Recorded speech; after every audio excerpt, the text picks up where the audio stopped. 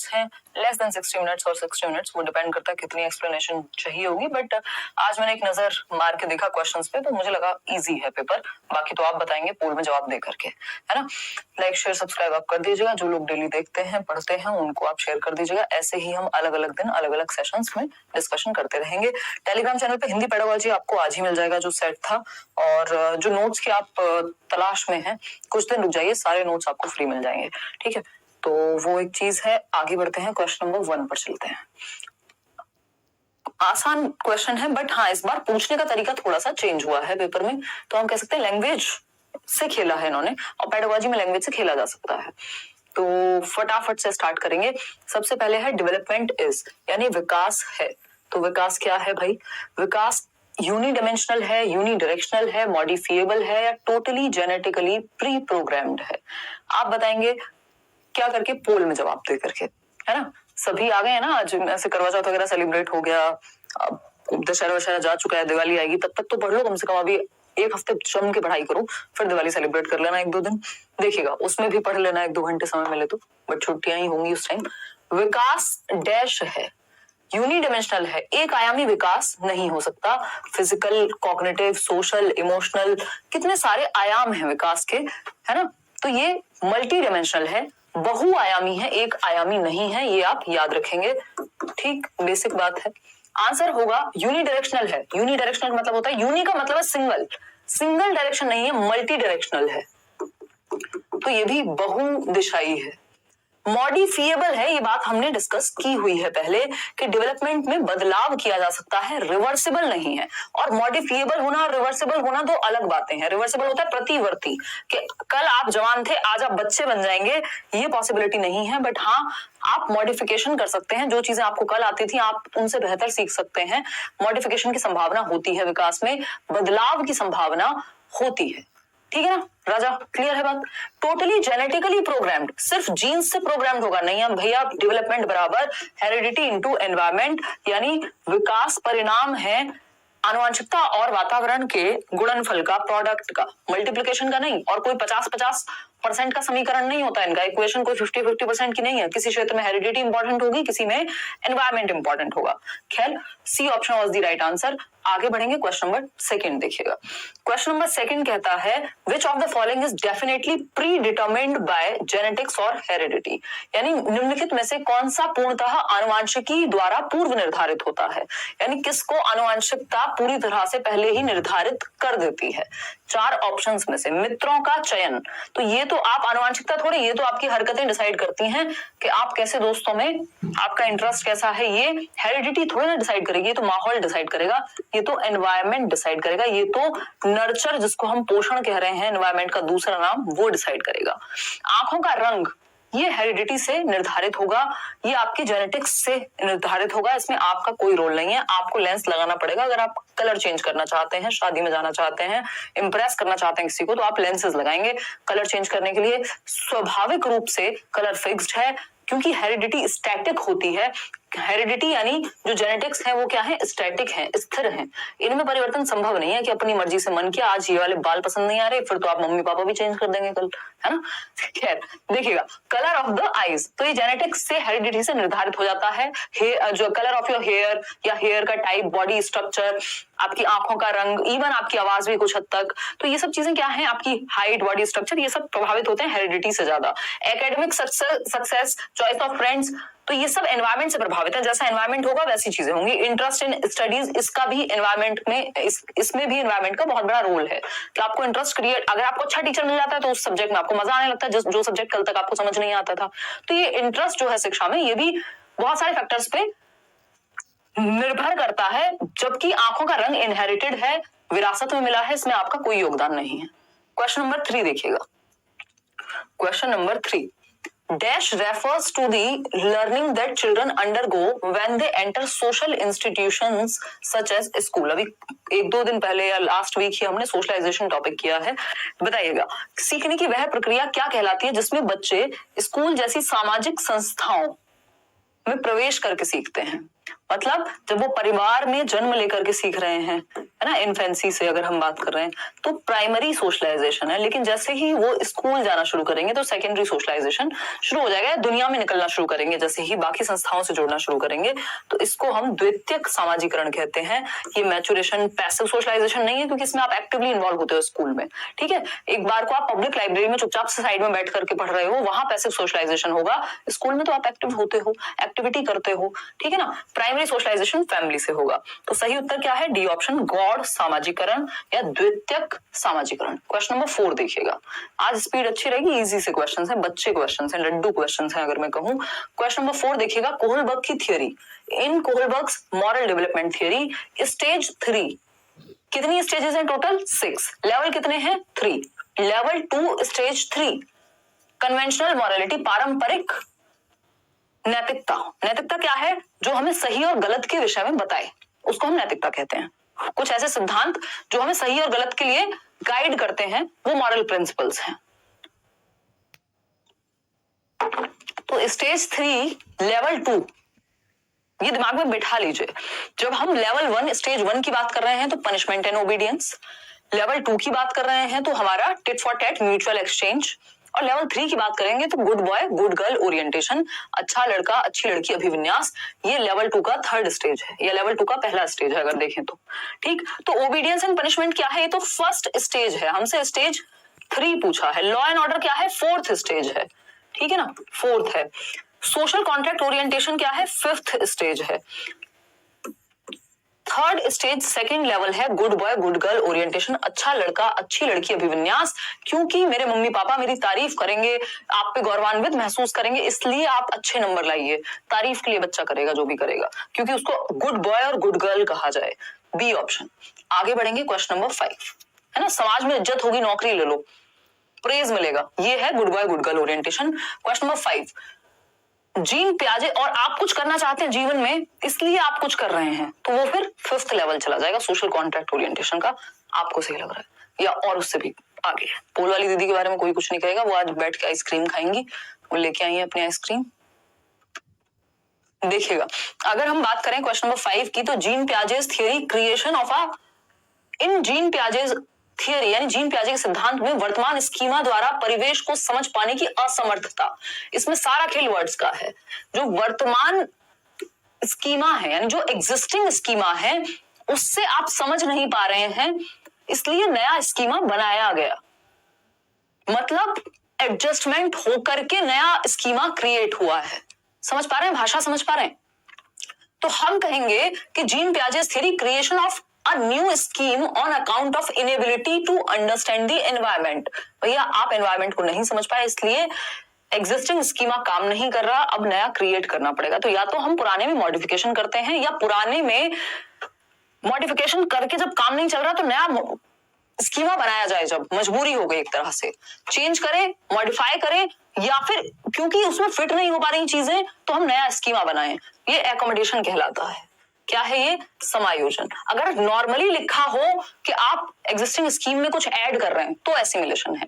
जैसे ही असमर्थता की बात आ गई तो एकोमोडेट करेंगे आप, ठीक। एसिमिलेशन इज ऐड करना कुछ भी आपकी एग्जिस्टिंग नॉलेज में। स्कीमा क्या है? स्कीमा सिंपल, जो आपकी एग्जिस्टिंग नॉलेज है या प्रीवियस नॉलेज है, जो भी आपके दिमाग में स्टोर्ड इंफॉर्मेशन है, उसको स्कीमा कह रहे हैं हम। जो भी सूचनाएं आपके दिमाग में बैठी हुई हैं, आप मुझे देख के पहचान पा रहे हैं, इसका मतलब आपने स्कीमा में कहीं सेट किया हुआ है कि एक लेट्स लर्न चैनल है, वहां पे हिमांशी है, और ऐसे ऐसे हम रात को मजे से डिस्कशन करते हैं, ठीक है ना। चलिए खैर, तो A option is the right answer. हो सकता है आपके किसी फ्रेंड के स्कीमा में अभी मैं ना हूं, बट आखिर तुम्हें आना है, ठीक। क्वेश्चन नंबर 6 देखिएगा। अगर हम बात करते हैं क्वेश्चन नंबर 6 की, देखिएगा इस क्वेश्चन बहुत कंफ्यूज रहता हूँ। सवा एक सेशन लेंगे, डोंट वरी, मैं भी इंतजार कर रही हूँ नोटिफिकेशन का, है ना, क्योंकि उस टाइम पे आपका ध्यान और अटेंशन पूरी पीक पे रहती है। नहीं तो थियरीज तो मैंने बहुत बार कराई हुई है, तो तब हम समझेंगे, डोंट वरी।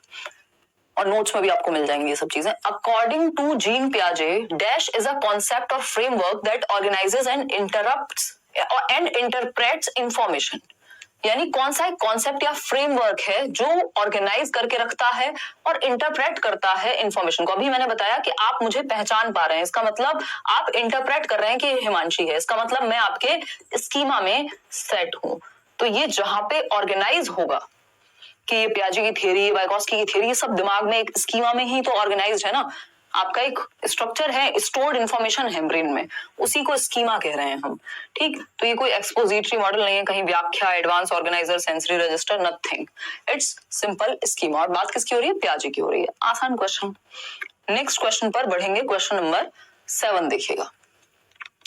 क्वेश्चन नंबर 7 देखिएगा, ये कहता है रश्मि की बात हो रही है कोई आप में से रश्मि? कई सारी रश्मि हमारे पास होंगी, क्योंकि हम लगभग 6000 लोग तो जुड़ ही गए हैं अभी कुछ मिनट में, तो 6000 लोगों में रश्मि होने की संभावना बहुत ज्यादा है, क्योंकि भारतवर्ष में रश्मि नाम कॉमन है। देखिएगा, Rashmi uses a variety of tasks to cater to the different learning potential of learners in her class and often makes groups to facilitate peer learning। Groups बनाती हैं प्यारी रश्मि। सुन रही हैं आप सारी रश्मियां? रश्मि क्या करती हैं? एक टीचर हैं और वैरायटी ऑफ टास्क का इस्तेमाल करती हैं, यानी कई तरह की चीजें यूज करती हैं पढ़ाने में। बच्चों के ग्रुप्स बनवाती हैं और बच्चे पीयर्स आपस में एक साथ कोऑपरेट करके सीखें, सहयोग करके सीखें। लोग यहाँ हमारे सामने आइसक्रीम खा रहे हैं, हम देखो यहाँ बोले बोले जा रहे हैं, कुछ नहीं बचा है जीवन में अब। Which of the following theory supports her action? Simple बात है, ग्रुप में सीखना, कोऑपरेट करके सीखना, है ना, विभिन्न क्रियाकलाप, यानी बच्चे एक्टिव हैं तो वो क्या है? ये रचनावाद है। ठीक है, सहपाठियों के साथ सीख रहे हैं, ग्रुप में सीख रहे हैं। वाइगोस्की को याद कीजिए, आंख बंद करके प्रकट हो जाएंगे वाइगोस्की। फ्रॉइड से क्वेश्चन रेयरली कभी आता है ना, तो सिगमंड फ्रॉइड तो ही नहीं है, और सिगमंड फ्रॉइड के केस में डिफरेंट वर्ड्स वो यूज करेगा। समझ गए या नहीं? क्लियर? चलिए, हाँ आज हम थोड़े से लेट हैं। Lawrence Kohlberg's moral development, BF Skinner, nothing. Group में सीखना, वाइगोस्की। सोशियो कल्चरल अप्रोच, सामाजिक सांस्कृतिक सिद्धांत की बात करते हैं। समाज और संस्कृति, यानी ग्रुप में रह करके बच्चा बेहतर सीखता है, समाज में रह करके बच्चा बेहतर सीखता है। क्वेश्चन नंबर 8 देखिएगा, which of the following is not an example of scaffolding, यानी मचान का टेम्परेरी हेल्प। स्कैफोल्डिंग का मतलब क्या है? जहां आप अटक रहे हैं वहां कोई आपको हेल्प दे दे। जब आपसे साइकिल नहीं चल रही थी, आप गिर रहे थे, पीछे से किसी ने पकड़ लिया, वो स्कैफोल्डिंग है ना। जब आपको बैट पकड़ना नहीं आ रहा था, किसी ने सिखाया पकड़ना, मतलब हेल्प की आपकी उसको ठीक करने में। ये क्या है? जब आप पेन पकड़ के लिख नहीं पा रहे थे तो आपका थोड़ा सा पकड़ने का स्टाइल चेंज किया, हेल्प की वहां पे। ठीक है ना? हाँ चलिए आ जाइए। तो अगर मैं बात करूं, स्कैफोल्डिंग का उदाहरण नहीं है पूछा है, पाड़ का उदाहरण नहीं है, नहीं लिखा है। 3 इडियट वाले कान थोड़े से आगे करेंगे, अवेयर होके सिंसियरली जवाब देने की कोशिश करेंगे। मॉडलिंग स्किल्स की बात तो बेंड्यूरा करेंगे। AR PR हमने एक सेशन में डिस्कस किया था। ये सारी थियरीज यूट्यूब पे कराई हुई हैं, सबसे ज्यादा सबसे पहले इन डिटेल पेडागोजी बहुत बार हम कर चुके हैं यूट्यूब पे ही। उसके अलावा बैचेस में होती हैं चीजें, बट अगर आप नहीं अफोर्ड कर सकते हैं, आपको लगता है कि भाई नहीं है मुझे नीड, मैं तो यूट्यूब से ढूंढ ढांड के पढ़ लेती हूँ, या जो भी प्रीवियस वीडियोस हैं, तो आप मोर देन एनफ चीजें हैं। इतनी पेडागोजी यूट्यूब पे हुई नहीं थी कभी जितनी हम लेट्स लर्न पे कर चुके हैं, तो आप वहां से कर लीजिए, लेकिन पढ़ तो लीजिए कम से कम, है ना। बैचेस में आप हैं तो वहां शांति से कर लीजिए, बट पढ़ लीजिए। टीचिंग एप्टीट्यूड एनवीएस के लिए बना देंगे वीडियो, देखिएगा। Rote memorisation, modelling skills for imitation. अच्छा, यहाँ पे कहा कुछ और जा रहा है।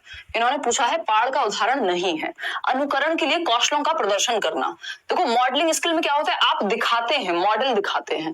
मान लीजिए लिखते कैसे हैं, ये किसी ने करके दिखा दिया, तो ये तो फिर हेल्प हो गई। उस केस में ये बात चल जाएगी, है ना, उस केस में ये बात चल जाएगी। पहली नजर में मेरा ध्यान इस पे बेंड्यूरा को लेकर ही गया था, तो ये स्कैफोल्डिंग का उदाहरण है। ठीक है ना। रोट मेमोराइजेशन, रटना स्कैफोल्डिंग का उदाहरण नहीं हो सकता कि आपको कोई हेल्प करे रटने में, तो वो कोई हेल्प नहीं है, वो बर्बादी है। ठीक।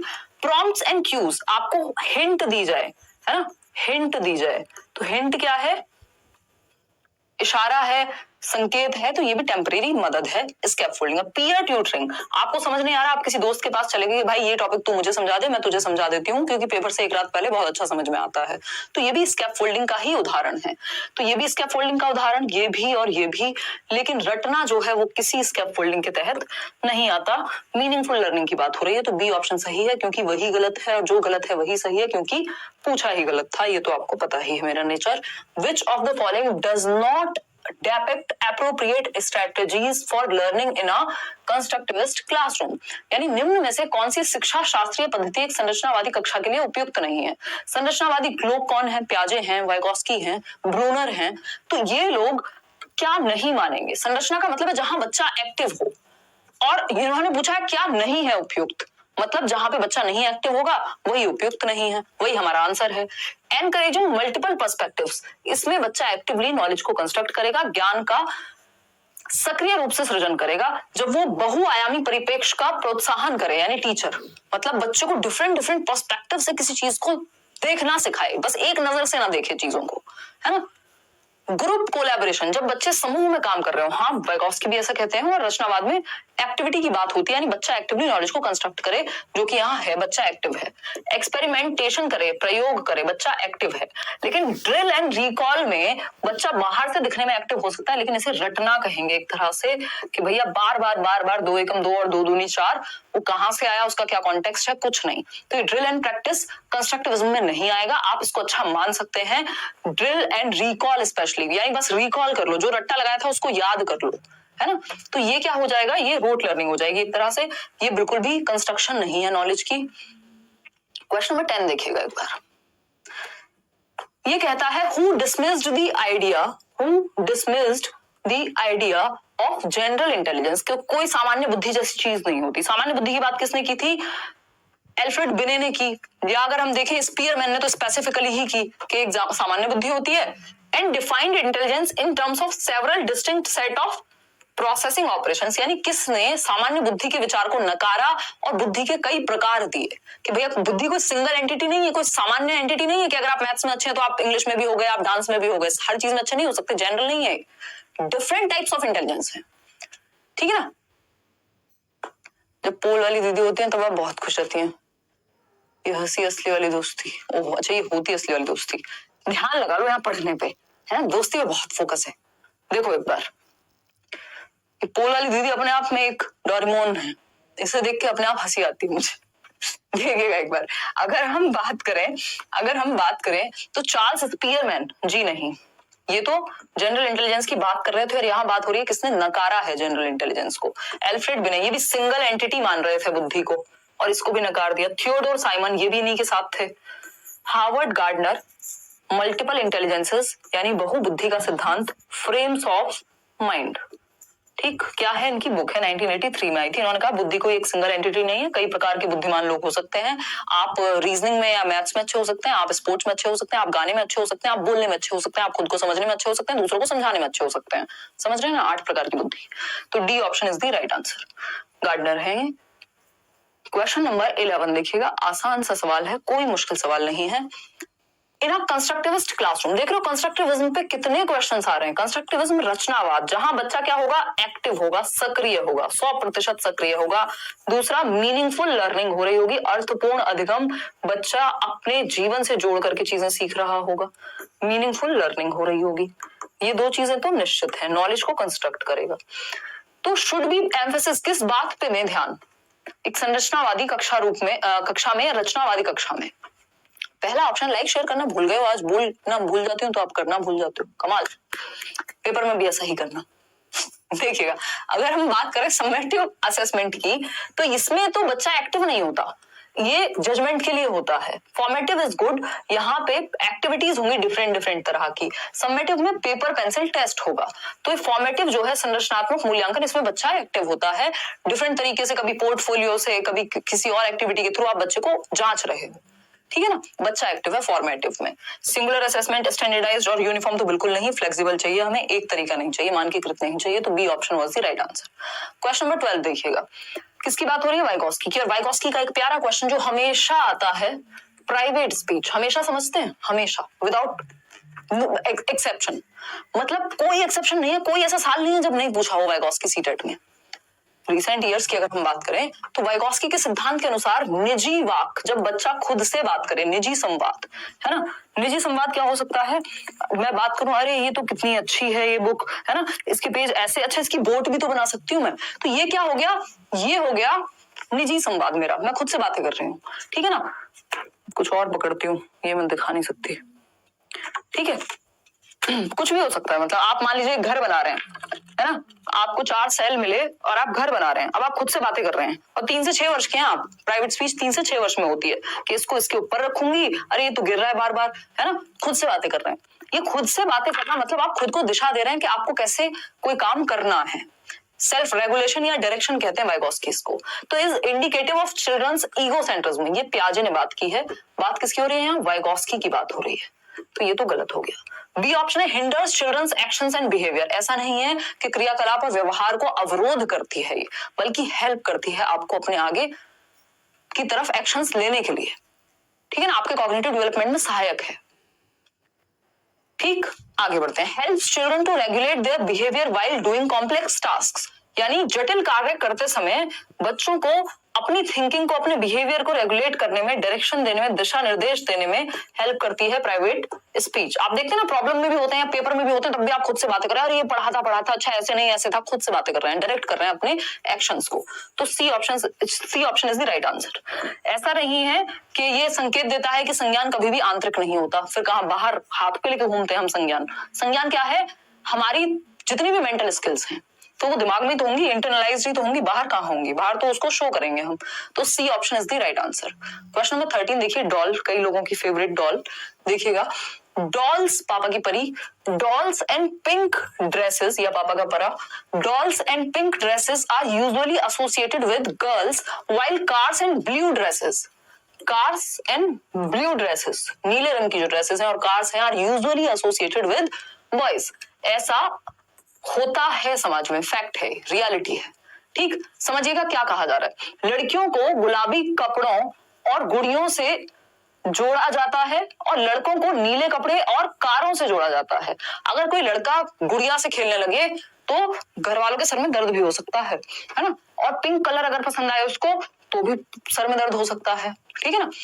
तो ये जो है जोड़ा जाता है लड़कों को नीले कपड़े और कारों से और गुलाबी कपड़ों और गुड़ियों से जोड़ा जाता है। अब कई लोग कहेंगे ऐसा ही तो होता है, तो नेचुरल बात है ना, लड़कों को तो ऐसे ही कार्स ही तो पसंद होती हैं। तो इसका बहुत बड़ा रोल एनवायरनमेंट है। अगर ऐसा है भी, अगर हम इसको सामान्यकरण में देखें, जनरलाइज्ड वे में देखें, हालांकि ऐसा नहीं है कि लड़कियों को कार नहीं पसंद हो सकती है या उनको ब्लू कलर नहीं पसंद हो सकता है, वाइस वर्सा लड़कों के केस में भी उल्टा हो सकता है। तो ये कोई फैक्ट नहीं है इसमें। फिर अगर आपको ऐसा लग रहा है, अपने आसपास एग्जाम्पल्स दिख रहे हैं कि अरे लड़के अच्छी गाड़ियां चला रहे हैं, उसका रीजन क्या है? एनवायरमेंट, है ना। उसका मेजर रीजन एनवायरमेंट। दूसरा इंडिविजुअल डिफरेंसेस, सभी लोग एक जैसे नहीं होते, सारे लड़के अच्छी गाड़ी नहीं चलाते, नहीं तो एक्सीडेंट होते ही नहीं। ठीक, तो हम ये नहीं कहेंगे कि इसमें कुछ हेरिडेटरी है कि हाँ ऐसा ही होता है, क्योंकि आप समाज में एग्जाम्पल ऐसे ही देख रहे हैं और कई लोग तो पढ़ा भी ऐसे ही देंगे, महान टीचर्स हैं हमारे यहाँ, है ना। तो ये सिंपल क्या है? स्टीरियोटाइपिंग है, जेंडर रूढ़िबद्धता है। ये हमने इतनी बार, एक झूठ भी इतनी बार बोला जाए ना, रिपीट किया जाए अगर खूब अच्छे से, तो वो भी सच लगने लगता है। ये वैसा ही है ना। जेंडर रूढ़िबद्धता, ये लिंग रूढ़िबद्धता है, क्योंकि इतनी बार ये चीज रिपीट हुई है कि अब दिमाग में बैठ गई, हाँ ऐसा ही तो होता है। तो ये स्टीरियोटाइपिंग है। एक नंबर लेना है तो आप इसको ठीक कर लीजिएगा, वैसे भी जीवन में ठीक कर लीजिएगा अगर आप थोड़े से बेहतर इंसान बनना चाहते हैं, जो थोड़ा प्रोग्रेसिव हो, प्रगतिशील चिंतन रखता हो। ठीक है ना। कॉन्स्टेंसी होती है कि आप जेंडर ऐसे चेंज नहीं कर सकते जैसे आप कपड़े चेंज करते हैं। एम्पावरमेंट आप समझते ही हैं, किसी भी लिंग को ऊपर लेके जाना, मतलब दबाव में ना रहे वो। ठीक, डाइवर्सिटी इज डिफरेंस, विभिन्नता। तो D option is the right answer. तो आगे से कोई कहे तो उसको समझाना कि फालतू बातें नहीं। ठीक, क्वेश्चन नंबर 14 देखिएगा। क्वेश्चन नंबर 14, उसके दो तीन बहुत सारे रीजन है। अगर आप बात करेंगे ना, जैसे कोई पिंक कलर पे बात कर रहा है या चलाने पे, ड्राइविंग पे बात करेगा, उसका एक रीजन कंडीशनिंग है, सोशल कंडीशनिंग जो समाज ने की है ना। एक रीजन उसका स्टीरियोटाइपिंग है। वो स्टीरियोटाइपिंग में तो फिर सब कुछ ही आ गया, चाहे वो कंडीशनिंग हुई, चाहे वो फिर हमारे प्रैक्टिस और एफर्ट और एक्सरसाइज और ट्रेनिंग कितनी हुई है किसी चीज को लेकर के, है ना। क्वेश्चन नंबर 4 की अगर हम बात करें तो असर्शन की जब हम बात कर रहे हैं और रीजन की जब हम बात कर रहे हैं, तो कथन और कारक की जब हम बात कर रहे हैं, इस बार के फेवरेट क्वेश्चंस में से है ये। इस बार बहुत इस तरह के क्वेश्चंस आए, समझिएगा। देखिएगा, अगर हम बात करते हैं फर्स्ट assertion की, कथन की, तो ये कहता है education fails the child when children are expected to reproduce knowledge in more or less the same way it was received. जब एजुकेशन फेल हो जाती है, मतलब हम बच्चे को सिखाने में असमर्थ हो जाते हैं, असफल हो जाते हैं, जब हम उससे ये एक्सपेक्ट करते हैं कि जैसे तुम्हें रटवाया गया है वैसा ही उगल दो, वैसा ही लिख दो, छाप दो कॉपी में, रट लो इसको। ये क्या है? एजुकेशन फेल हो गई। बिल्कुल सच बात है भाई। वो अगर आपसे सेम क्वेश्चन भी किया जाए तब भी दो लोग उसका जवाब अलग अलग तरीके से दे सकते हैं, सिंपल बात है। ठीक है अभिषेक, लाइक शेयर करते रहो अभिषेक। रीजन की अगर हम बात करें, reproduction of information is a meaningful indicator of children's learning. Next इसका रीजन क्या दिया है कि जानकारी का पुनः उत्पादन बच्चों के सीखने का अर्थपूर्ण घोतक है या द्योतक है ना। तो द्योतक कैसे है भाई? ये एक लाइन में कहा है कि शिक्षा असफल हो जाती है जब बच्चों से यह अपेक्षा की जाती है कि वे प्राप्त ज्ञान को ज्यों का त्यों पुनः उत्पादित करें यानी रटें। तो ये तो ट्रू है भाई, शिक्षा फेल हो गई अगर आप रटने की बात कर रहे हैं। बट इसका रीजन क्या दिया है?